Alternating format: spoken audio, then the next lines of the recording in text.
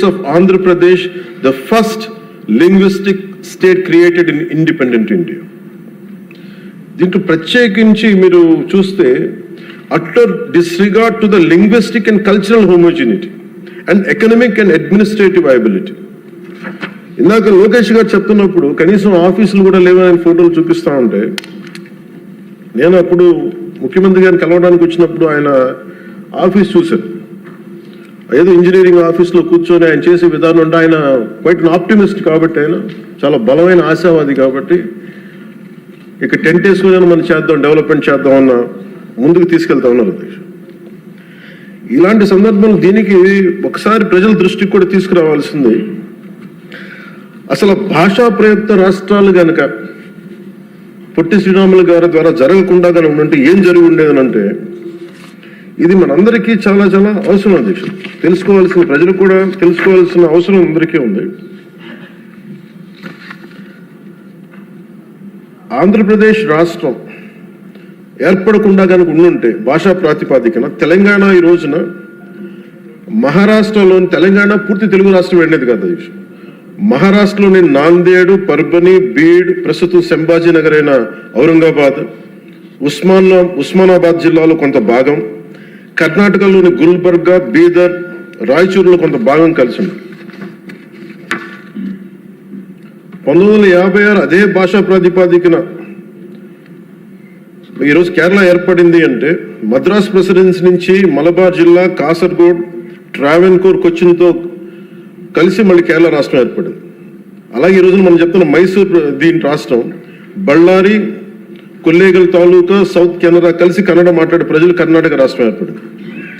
Bombay province, Maharashtra, Gujarat ప్రత్యేక రాష్ట్రాలుగా ఆవిర్భవించాయి.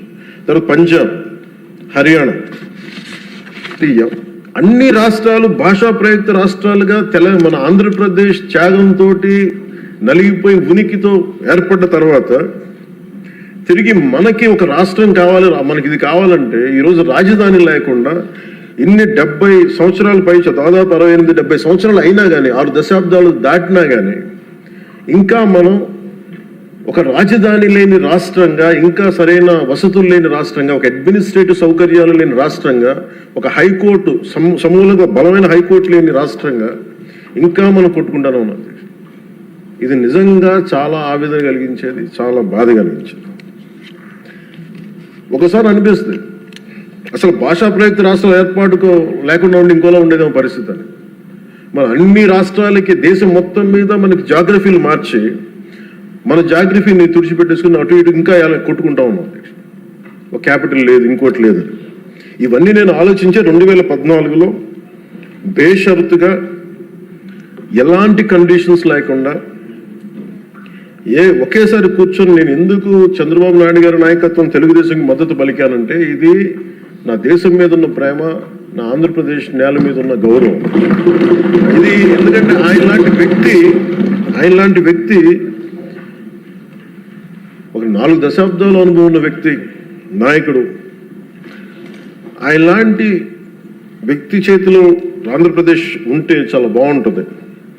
ఆయన నిర్ణయం తీసుకున్నారు అమరావతి రాజధానిగా ఉండాలి అని. అప్పటికి మనం రింగ్ రోడ్స్ ఎన్ని గొడవలు చూసాం. ఎక్కడైనా సరే భూ సమీకరణ అంటే చాలా గొడవలు ఉంటాయి. అలాంటిది 32,000 33,000 పైచిలకు ఎకరాలు తీసుకుంటున్నప్పుడు 80 to 90% చాలా సజావుగా సాగింది. అది నేను ఆ రోజుల్లో ఉన్నాను.